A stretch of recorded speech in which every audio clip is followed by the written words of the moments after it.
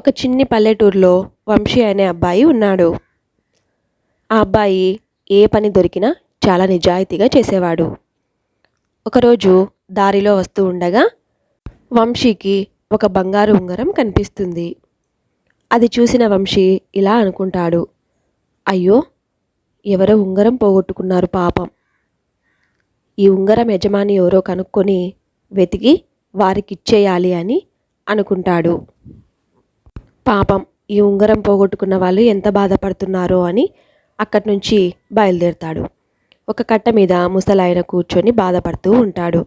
నా బంగారు ఉంగరం పోగొట్టుపోయింది అనని బాధపడుతూ ఉంటాడు.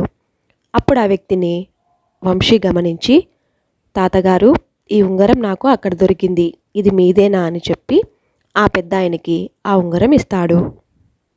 ఆ పెద్ద ఆయన ఆ ఉంగరం చూసి చాలా సంతోషిస్తాడు.